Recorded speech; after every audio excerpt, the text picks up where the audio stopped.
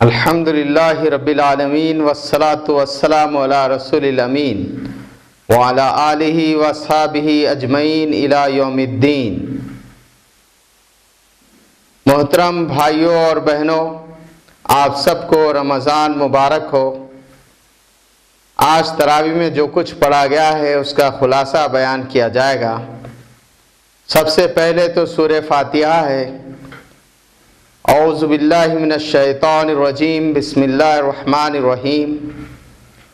یہ سورہ فاتحہ سب سے پہلی سورہ ہے جس میں بندہ اللہ کے حضور دعا کرتا ہے، اور دعا کا قبول کرنے والا اللہ ہے جو بندے کو یہ دعا سکھا رہا ہے، مانگنے کا ڈھنگ سکھا رہا ہے، اور پھر اس پر ہم آمین کہتے ہیں کہ اللہ تعالیٰ ایسا ہی ہو۔ فرمایا گیا کہ تمام تعریفیں اللہ رب العالمین کے لیے ہے جو نہایت مہربان اور بہت رحم کرنے والا ہے، روز جزا کا مالک ہے۔ پھر ہم عرض کرتے ہیں کہ پروردگار، ہم تیری ہی عبادت کرتے ہیں اور تجھی سے مدد چاہتے ہیں۔ تو ہمیں سیدھا راستہ دکھا، ان لوگوں کا راستہ جن پر تو نے انعام فرمایا، اور ان لوگوں کا راستہ نہ دکھا جو مغضوب ہوئے اور جو بھٹکے ہوئے ہیں۔ پھر ہم آمین کہتے ہیں۔ اس کے بعد سورہ بقرہ ہے جو قرآن مجید کی سب سے بڑی سورہ ہے۔ یہ دعا ہم نے اللہ سے سورہ فاتحہ میں کی کہ ہمیں سیدھا راستہ دکھا۔ پروردگار بندے کے سامنے پوری قرآن رکھ دیتا ہے۔ اگر تمہیں سیدھا راستہ چاہیے اور تم سیدھے راستے کے طالب ہو تو اس قرآن کو لو اور اس کے مطابق اپنی زندگی کو گزارو۔ بسم اللہ الرحمن الرحیم۔ سورہ بقرہ۔ الف لام میم ذالک الکتاب لا ریب فیہ۔ فرمایا گیا الف لام میم، یہ کتاب اللہ کی طرف سے ہے، اس میں کوئی شک نہیں۔ ہدایت ہے متقیوں کے لیے جو غیب پر ایمان لاتے ہیں، نماز قائم کرتے ہیں، اور جو کچھ رزق ہم نے انہیں دیا ہے اس میں سے خرچ کرتے ہیں۔ پھر فرمایا گیا یہ وہ لوگ ہیں جو کچھ حضور صلی اللہ علیہ وسلم پر نازل کیا گیا ہے اس پر ایمان لاتے ہیں، اور جو کچھ آپ سے پہلے نازل کیا گیا تھا ان پر ایمان لاتے ہیں اور آخرت پر یقین رکھتے ہیں۔ یہی لوگ اولئک علی ھدی من ربہم، یہی لوگ اپنے رب کی طرف سے ہدایت پر ہیں، اور یہی لوگ فلاح پانے والے ہیں۔ پھر اس کے بعد دوسرے طرح کے لوگوں کا ذکر ہے جو قرآن کا انکار کرتے ہیں۔ کہا گیا کہ اے نبی صلی اللہ علیہ وسلم، جن لوگوں نے کفر کیا ہے ان کے لیے یکساں ہے، چاہے آپ انہیں ڈراؤ یا نہ ڈراؤ، وہ ماننے والے نہیں ہیں۔ اللہ تعالیٰ نے ان کے کانوں میں گرانی پیدا کر دی ہے، ان کی آنکھوں کے اوپر پٹی پڑ گئی ہے، اب یہ سنتے ہیں نہ دیکھتے ہیں نہ بول سکتے ہیں۔ پھر اس کے بعد تیسری طرح کے لوگوں کا ذکر ہوا جن کا رویہ منافقانہ تھا۔ فرمایا گیا کہ کچھ لوگ اور ہیں جو کہتے ہیں کہ ہم اللہ پر اور یوم آخر پر ایمان لائے، حالانکہ وہ اللہ اور یوم آخر پر ایمان نہیں لائے۔ ان کا معاملہ یہ ہوتا ہے کہ وہ اللہ اور مومنین کے ساتھ دھوکے بازی کر رہے ہیں، حالانکہ وہ کسی اور کو دھوکہ نہیں دے رہے ہیں بلکہ اپنے آپ کو دھوکے میں ڈال رہے ہیں، لیکن ان کو اس کا شعور نہیں ہے۔ پھر کہا گیا کہ جب ان سے کہا جاتا ہے کہ ایمان لاؤ جس طرح اور لوگ ایمان لائے ہیں، تو کہتے ہیں کہ کیا ہم ان لوگوں کی طرح ایمان لائیں جو کہ بے وقوف ہیں۔ ان سے جب کہا جاتا ہے کہ زمین میں فساد برپا نہ کرو تو کہتے ہیں کہ ہم تو اصلاح کرنے والے لوگ ہیں، آگاہ ہو جاؤ، یہی لوگ فساد پھیلانے والے ہیں لیکن انہیں اس کا علم نہیں ہے۔ اولئک الذین اشتروا الضلالۃ بالھدی، یہ وہ لوگ ہیں جنہوں نے ہدایت کے بدلے گمراہی خرید لی۔ فما ربحت تجارتہم، ان کے یہ تجارت، ان کا یہ لین دین ان کے لیے فائدہ مند نہیں ہے۔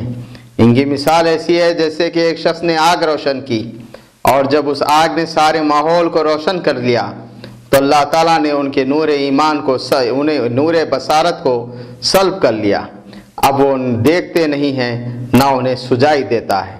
یا پھر ان کی مثال ایسی ہے جیسے آسمان سے زور سے بارش ہو رہی ہے اور اس کے ساتھ چمک اور کڑک بھی ہے، اور ڈر کے مارے یہ اپنی انگلیاں ٹھونس لے رہے ہیں، اور گھٹا ٹوپ اندھیرا چھایا ہوا ہے، لیکن کچھ ذرا روشنی محسوس ہوتی ہے تو آگے چلتے ہیں، پھر روشنی ختم ہو جاتی ہے، وہ اپنی جگہ پہ ٹھہر جاتے ہیں۔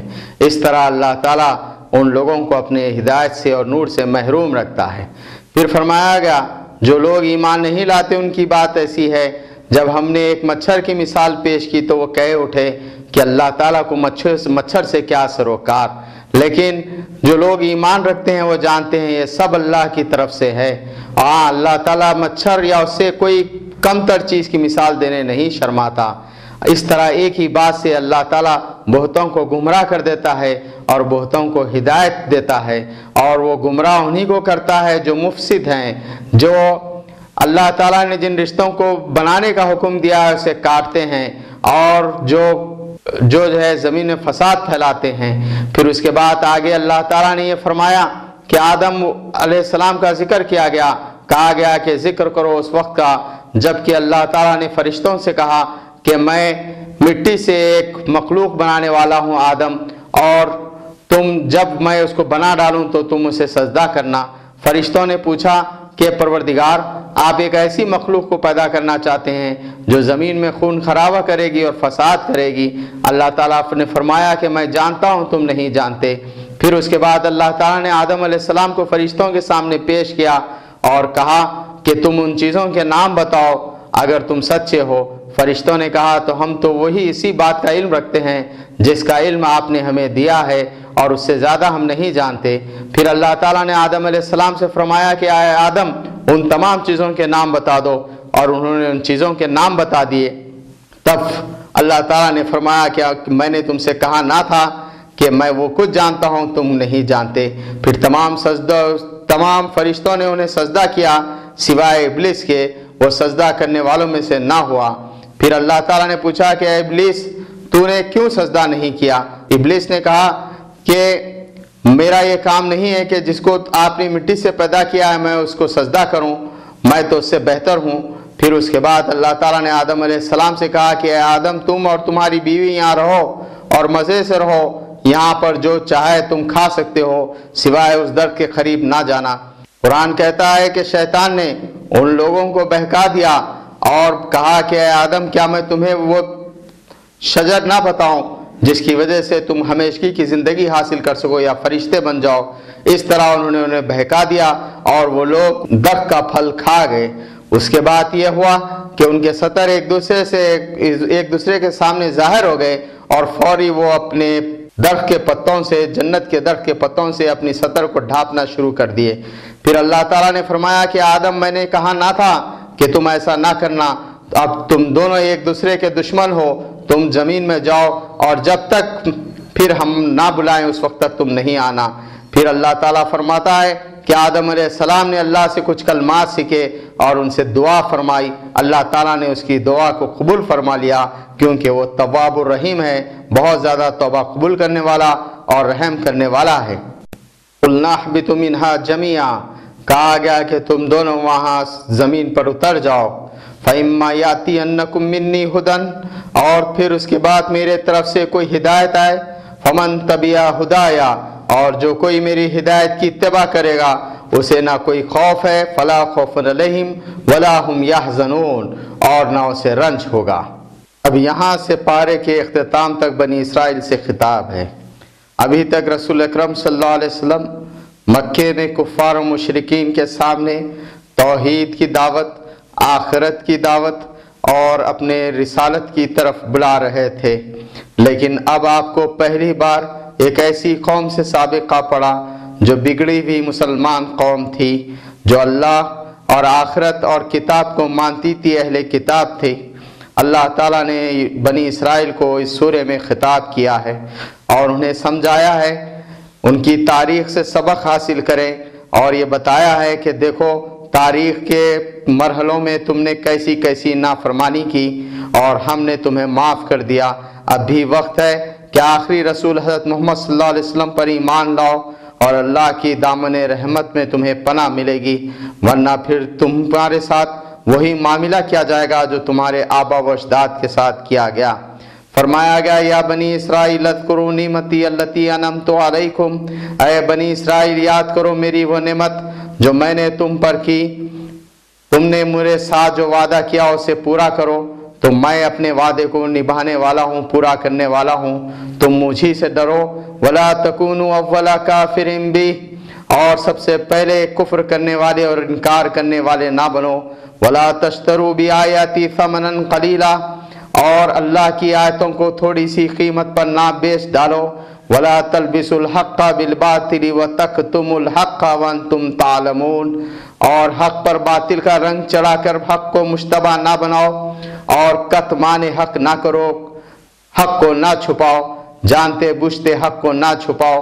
پھر اس کے بعد فرمایا گیا کہ اے بنی اسرائیل یاد کرو وہ نعمت جو میں نے تم پر کی، میں نے تمام عالموں پر تمہیں فضیلت دی، تمام قوموں پر تمہیں فضیلت دی، اور ڈرو اس روز سے جب کوئی نفس کسی نفس کے کام نہیں آئے گا، کسی سے فدیہ قبول نہیں کیا جائے گا، اور نہ کسی کی سفارشی قبول کی جائے گی۔ پھر بتایا گیا کہ نماز قائم کرو اور اللہ سے ڈرو۔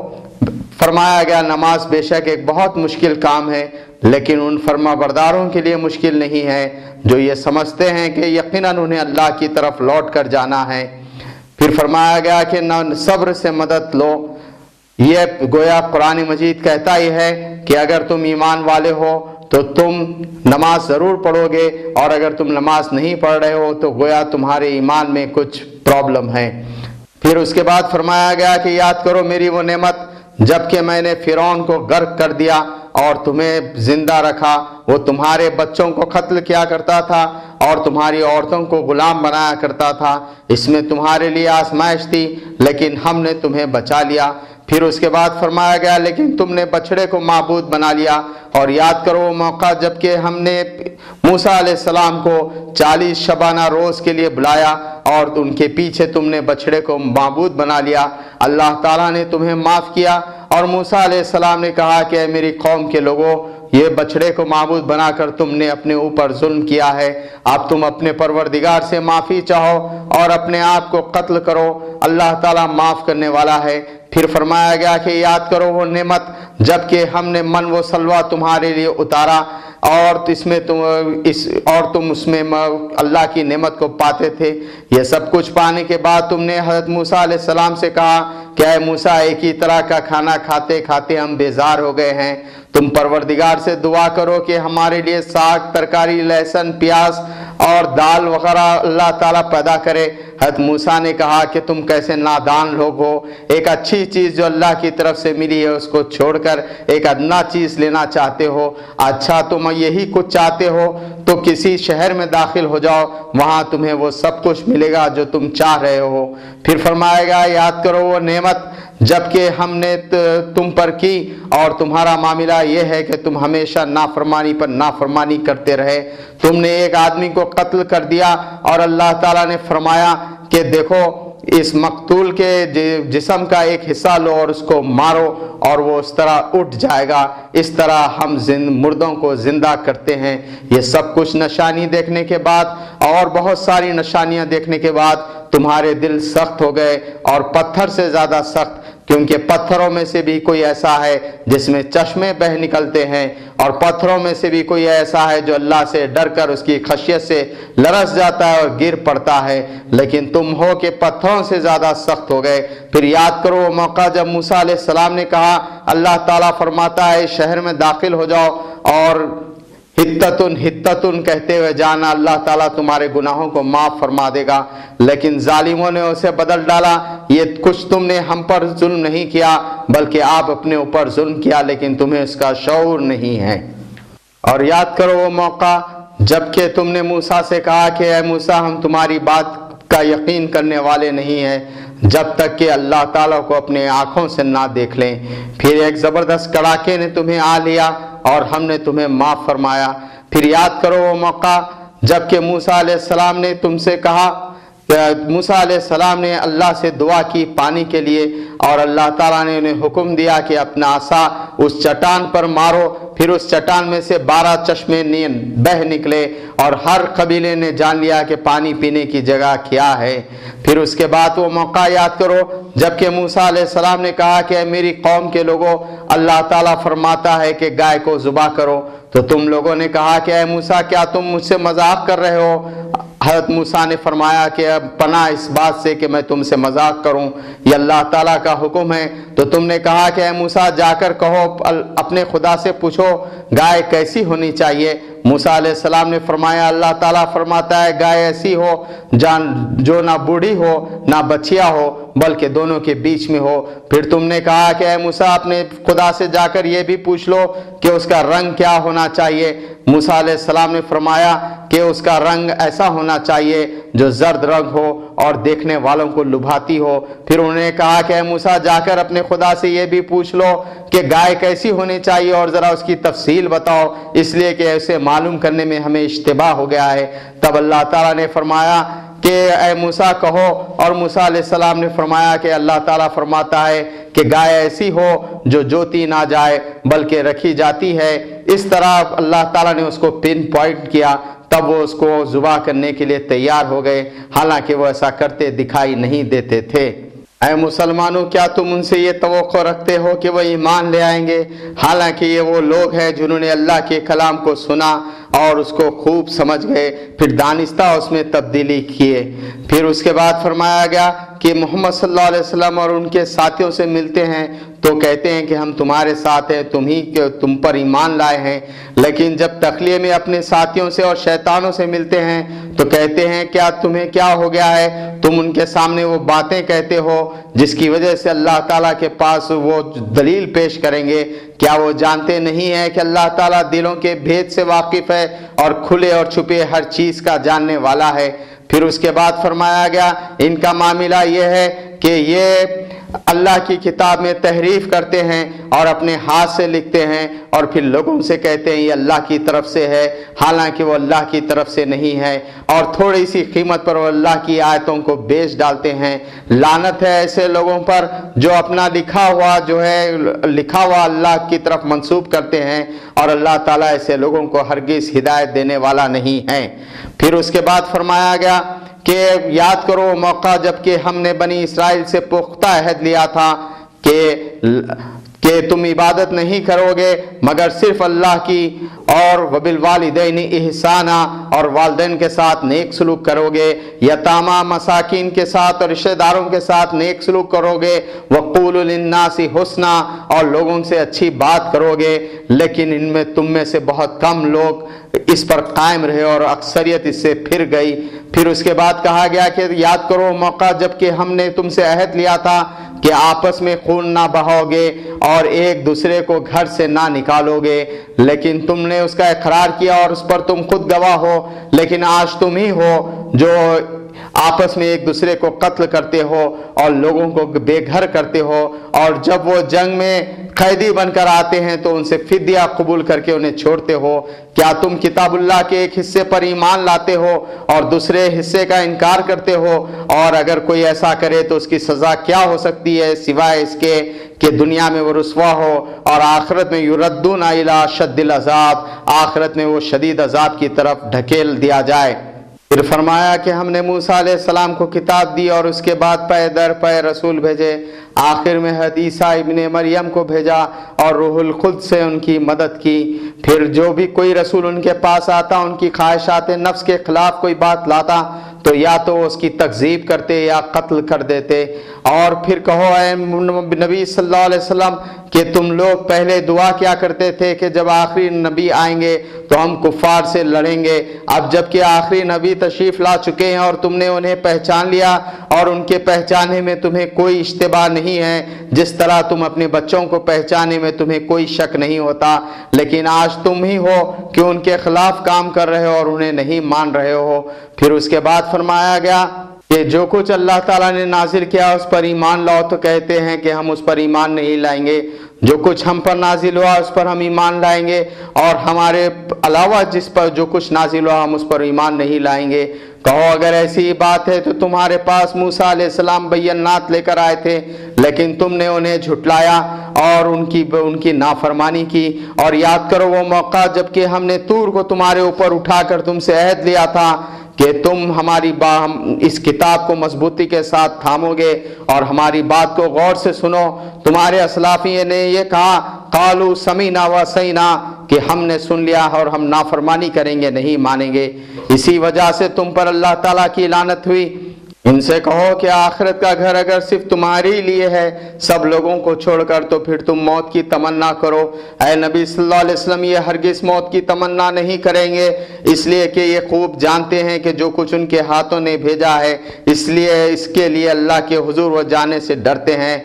फिर उनसे कहो चाहे तुम्हारी उम्र कितनी ही बड़ी क्यों ना हो जाए, लेकिन तुम्हें अल्लाह के अजाब से कोई चीज़ बचा नहीं सकती। याद करो मौका जब सुलेमान अलैहिस्सलाम की सल्तनत में हमने 2 फरिश्तों को आजमाइश के तौर पर भेजा था।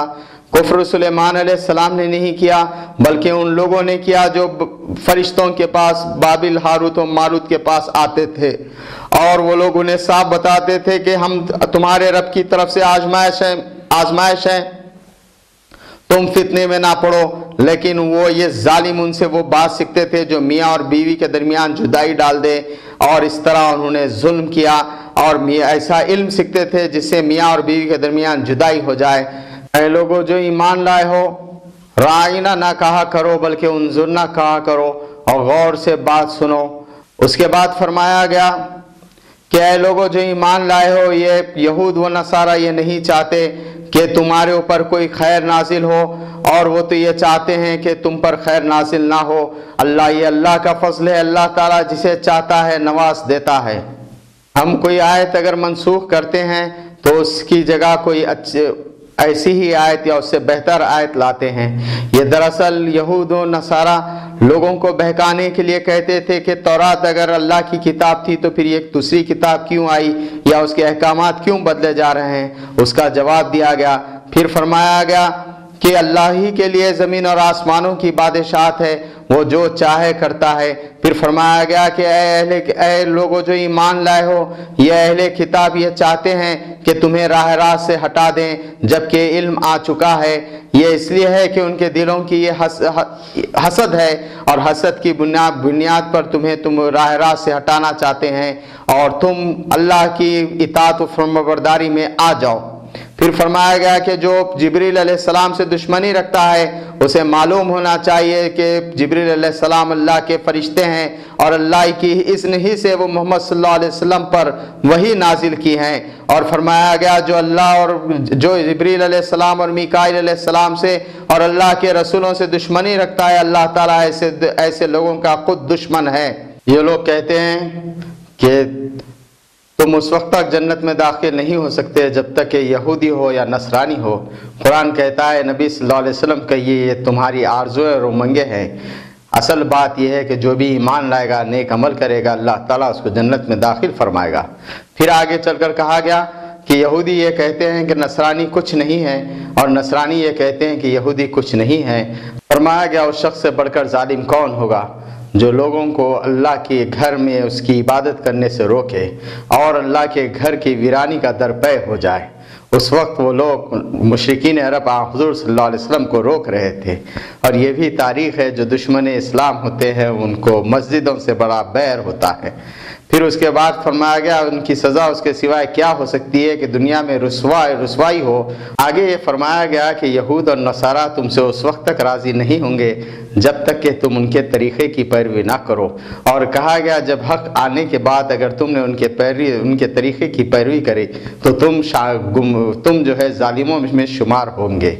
फिर उसके बाद फरमाया गया कि ये लोग तुमसे बहस करते हैं और कहते हैं कि दीन हक हमारा है, तो कहो अहले किताब तुम इस बात पर क्या बहस करते हो, अल्लाह के बारे में हमारे ताल्लुक़ से बहस करते हो, हालांकि अल्लाह हमारा रब भी है और तुम्हारा रब भी है, हमारे अमाल हमारे लिए, तुम्हारे अमाल तुम्हारे लिए।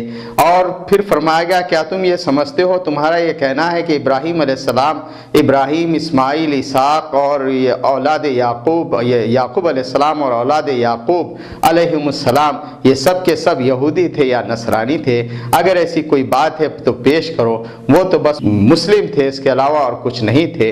फिर इसी तरह इससे पहले कहा गया कि मा काना इब्राहीम यहूदियों वला नसरानियों वलाकिन काना हनीफम मुस्लिमा। इब्राहीम अलैहिस्सलाम ना तो यहूदी थे ना नसरानी थे, बल्कि वो एक सू होकर मुसलमान हो गए थे।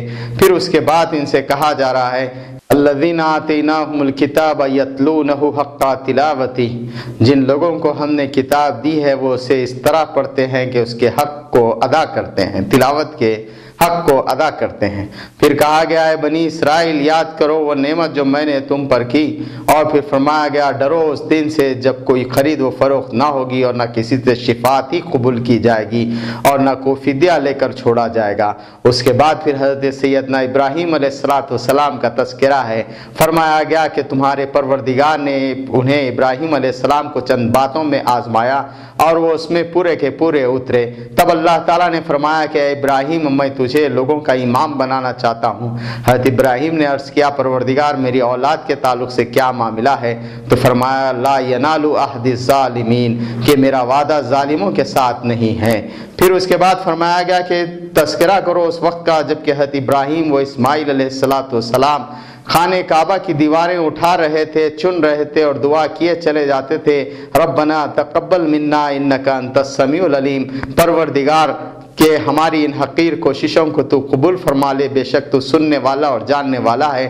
परवरदिगार हमारी औलाद में से एक ऐसी उम्मत को उठाइए जो उम्मत मुस्लिमा हो, जो तेरी उम्मत मुस्लिमा हो, और उन्हें उनके दरमियान एक ऐसे रसूल को मबूस फरमाइयो तेरी आयतें पढ़ पढ़ कर सुनाने वाला हो, तेरे उनके नफूस का तज़किया करने वाला हो और किताब और हिकमत की तालीम देने वाला हो। फिर फरमाया गया परवरदिगार इन्हें तू मनासिक के हज सिखा और इन पर तू रहम फरमा, इनमें से जो नेक है फल के ज़रिए से रिस्क दे। फरमाया कि जो ईमान नहीं लाता उसे भी हम दुनिया की ज़िंदगी में देंगे लेकिन आखिरत में उसका कोई हिस्सा नहीं है। फिर उसके बाद फरमाया गया कि ये लोग हज़रत इब्राहीम अलैहिस्सलाम के ताल्लुक़ से कहते हैं, हालांकि हज़रत इब्राहीम अलैहिस्सलाम ना तो यहूदी थे ना नसरानी थे, बल्कि वो तो एक मुस्लिम और मुस्लिम हनीफ एक सू मुस्लिम थे। और याद करो वो मौका जबकि हज़रत इब्राहीम अलैहिस्सलाम ने अपनी बेटों को नसीहत की और हज़रत याकूब को नसीहत की कि बेटो यही वो तरीक़ा है और दीन है अल इस्लाम जिसे तुम्हारे रब ने पसंद किया। फिर फरमाया गया क्या तुम उस वक्त मौजूद थे जबकि हज़रत याकूब अलैहिस्सलाम का आखिरी वक्त आया था और उन्होंने भी अपने बेटों से ये पूछा कि बेटो मेरे बाद तुम किसकी इबादत करोगे? बच्चों ने कहा कि आपके बाद हम आपके रब की इबादत करेंगे और हमारे रब की इबादत करेंगे और हमारे आबा व अजदाद के जो रब है उसकी इबादत करेंगे। हज़रत इब्राहीम, हज़रत इस्माईल, हज़रत इसहाक़ की जो रब है उसकी हम इबादत करेंगे और हम एक सू हैं, मुस्लिम हैं।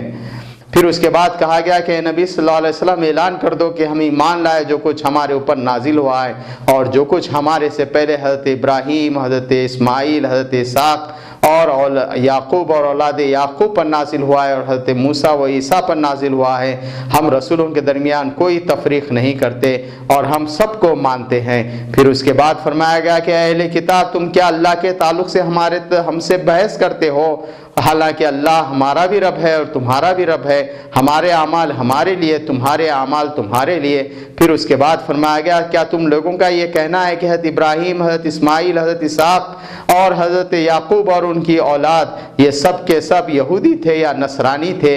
ये तो मुस्लिम यकसू थे और हमने अल्लाह ही के लिए हमने इबादत की और अपने दीन को उसके लिए खालिस कर लिया। फिर उसके बाद फरमाया गया कि ये कुछ उम्मतें थी जो गुजर चुकी, तिलका उम्मतुन कद खलत, उन्होंने जो कुछ अमल किया वो उनके लिए है और तुमने जो कुछ अमल किया वो तुम्हारे लिए है और तुमसे उनके अमल के ताल्लुक़ से कुछ नहीं पूछा जाएगा। अब तहवील क़िबला का हुक्म है। नबी सल्लल्लाहु अलैहि वसल्लम मदीना हिजरत करने के बाद भी 16-17 महीने बैतुल मक़दिस की तरफ रुख करके नमाज़ पढ़ते रहे। फिर उसके बाद आपको हुक्म दिया गया कि आप मस्जिद हराम की तरफ रुख करके नमाज़ पढ़ें। तो कहा गया कि ये नादान लोग ज़रूर कहेंगे कि इन्हें क्या हो गया है कि ये जो है पहले एक क़िबले की तरफ रुख करते थे अब दूसरे क़िबले की तरफ रुख कर रहे हैं। फिर उसके बाद एक आयत है जिसमें ये बताया गया कि अल्लाह ताला ने उम्मत मुस्लिमा को उम्मत वसत बनाया है और इसकी ब्यूटी भी ये है कि सूरह बकरा में 286 आयत है और 143 आयत बिल्कुल बीच की आयत ये है जिसमें मुसलमानों को उम्मत वसत और बीच की उम्मत कहा गया।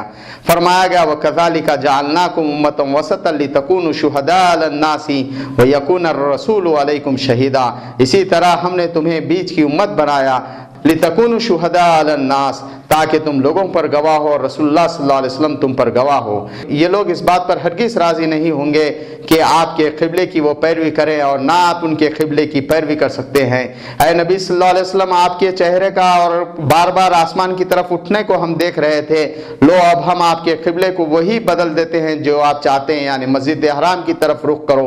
फिर फरमाया गया कि हर उम्मत के लिए एक क़िबला होता है जिसकी तरफ रुख करती है वो उम्मत रुख करती है और तुम भलाइयों की तरफ रुख करो। फिर फरमाया गया कि तुम जहां कहीं भी हो अपने रुख को नमाज के वक्त मस्जिद हराम की तरफ कर लो।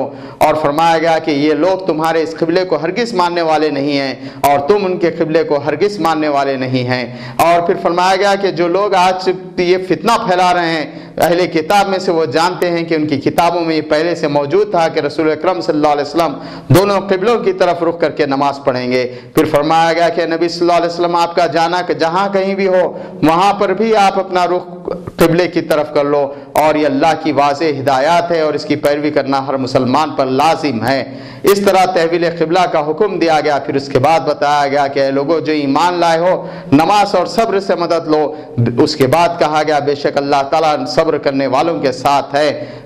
इरशाद फरमाया गया वला नबलुवन्नकुम बिशैइन मिनल खौफि वल जू, कि बेशक अल्लाह ताला तुमसे आजमाइश करेगा खौफ की हालत में मुब्तला करके, भूख में मुब्तला करके, वजूई व नक्सी मिनल अम्वाली वल अनफुसी व समरात, और अम्वाल के घाटे में मुब्तला करके और जो है समरात यानी औलाद के घाटे में मुब्तला करके हम आजमाएंगे। और जो लोग इस पर सब्र करें और जब कोई मुसीबत आए तो ये कहें कि इन्ना लिल्लाहि व इन्ना इलैहि राजिऊन, कि बेशक हम अल्लाह ही के हैं और अल्लाह ही की तरफ लौट कर जाने वाले हैं। ऐसे ही लोग अल्लाह सब्र करने वाले हैं और ऐसे ही लोग अल्लाह की तरफ से हिदायत याफ्ता हैं। व इलाहुकुम इलाहुन वाहिद, और तुम्हारा रब एक ही रब है, तुम उसी की इबादत करो। और ये चीज़ जानने के लिए अगर तुम्हें कोई निशानी चाहिए तो बेशक ज़मीन और आसमान की तख्लीक में और कश्तियों में जो समंदरों में चलती हैं और हवा में जो अल्लाह ताला भेजता है और बारिश के नाजिल करने में बहुत सी निशानियां हैं उन लोगों के लिए जो गौर व फिक्र करते हैं। लेकिन इन निशानियों के होने के बावजूद लोगों का मामला यह है कि अल्लाह के मद्दे मुकाबिल गैरुल्लाह को ठहरा लेते हैं और फिर इनका मामला यह है कि वो शिर्क करने लगते हैं। उसके बाद फरमाया गया कि ऐ लोगों जो ईमान लाए हो हलाल और तय्यब रिज़्क़ तुम खाओ अगर तुम वाकई अल्लाह और रोज़े आखिर पर ईमान रखते हो। फिर कहा गया कि अल्लाह जिस जानवर पर अल्लाह का नाम लिया जाए उसे तुम ज़रूर खाओ, ये तुम्हारे लिए हलाल कर दिया गया है। और शैतान की पैरवी ना करो, वो तुम्हारा खुला दुश्मन है और वो तुम्हें बुराई की और फहश कामों का हुक्म देता है। अल्लाह ने जो कुछ हराम किया वो ये है कि मुर्दार ना खाओ और वो जानवर ना खाओ जिस पर गैरुल्लाह का नाम लिया गया हो। खून हराम किया गया है और सुअर का गोश्त हराम किया गया है और ये सब अल्लाह ताला ने हराम कर दिया है। अल्लाह ताला ने जो कुछ नाजिल किया उसे जो लोग छुपाते हैं और उसे बदलने की कोशिश करते हैं और उससे कुछ कमाते हैं, ये वो लोग हैं जो अल्लाह की आयतों को थोड़ी सी कीमत पर बेच डालते हैं। वो अपने पेटों को आग से भर रहे हैं और उन्हें शदीद रुस्वा कुन अज़ाब दिया जाएगा।